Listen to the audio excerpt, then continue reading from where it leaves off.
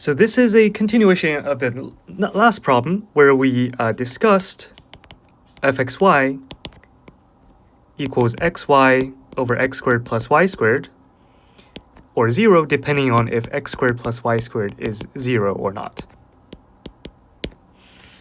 So we noted several properties of this function that, first of all, it's discontinuous at 0, 0. And that both partials exist nonetheless everywhere.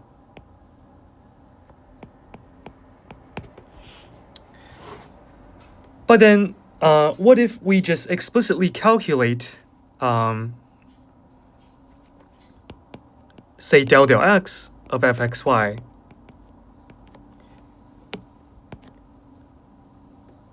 for when x and y are not both 0.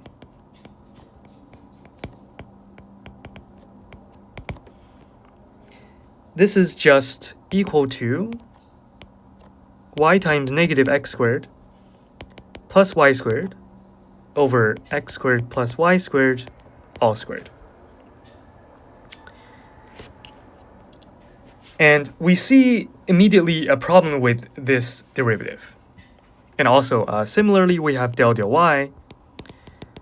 fxy equals, it's symmetric, so x times x squared minus y squared over x squared plus y squared all squared.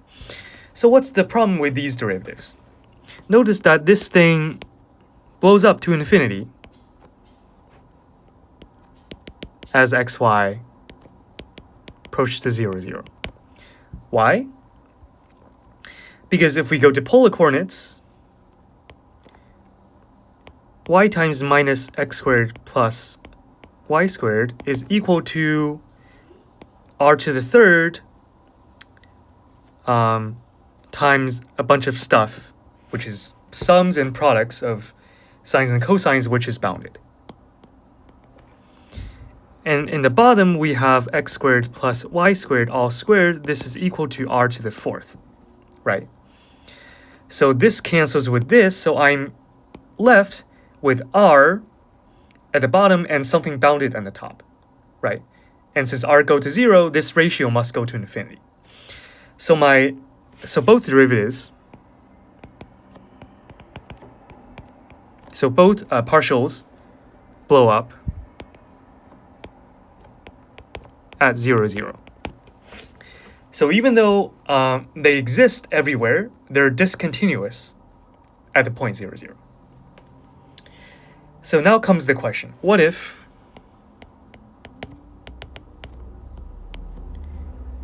we say that f is a function from R2 to R such that both partial exists and is bounded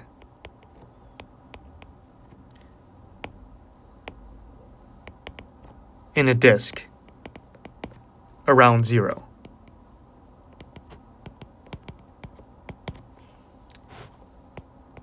Then is it true that f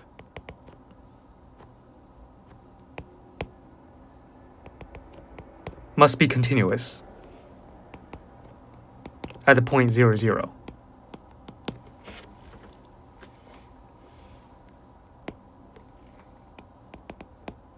So it means if I have 0, 0 here, I can draw a disk around it such that the absolute values of fx and fy are bounded by some large number m whenever they're evaluated on this disk.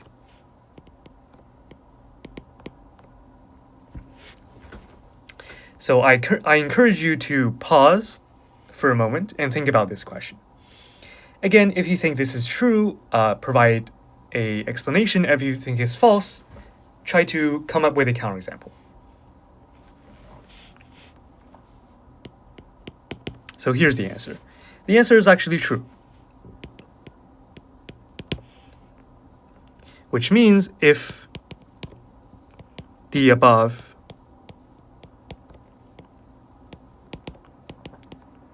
if the above condition holds, then such f must be continuous at 0, 0. So here's the reason why. So in order to see that it's continuous at 0, 0, I just need to see that the distance between fxy and f0, 0 is small whenever the distance between xy and 0, 0, which is just the length of xy, is small.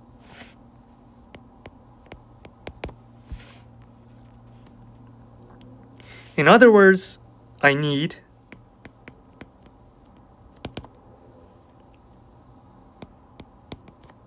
fxy minus f0, 0 to go to 0 as the modulus of xy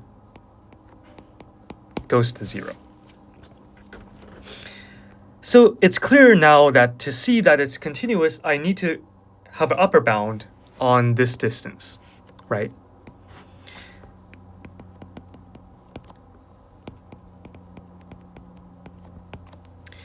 And this is no larger than fxy minus fx0 plus fx0 minus f0, 0. And this step is by triangle inequality.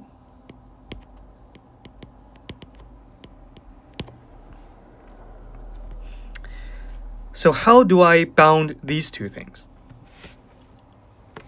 Remember, we said that if I fix one coordinate, I get a function that is continuous in the other coordinate, right? So here, if I'm fixing x and changing y, right? So I can see this difference as a difference of a continuous single variable function, right? And to here, I'm fixing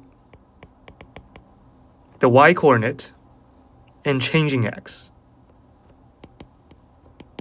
So here I'm seeing this as a single variable function in x.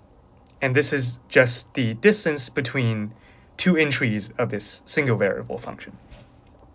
But we do have a tool to upper bound distances of single variable functions. And that tool is just mean value theorem.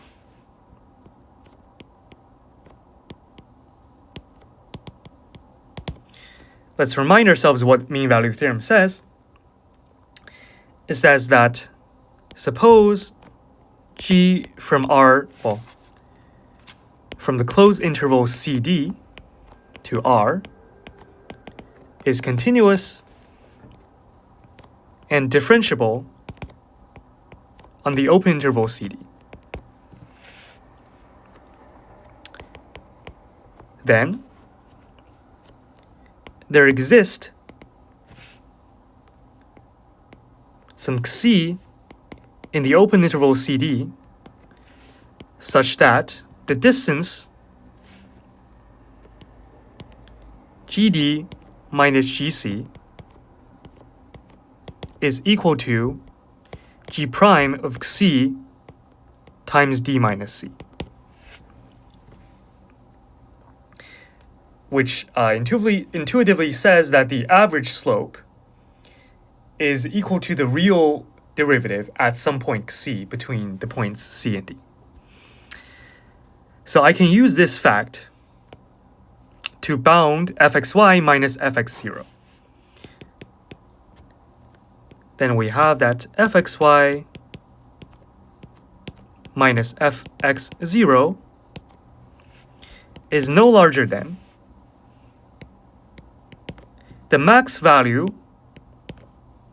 since I'm changing the y here, the max value of fy on the disk.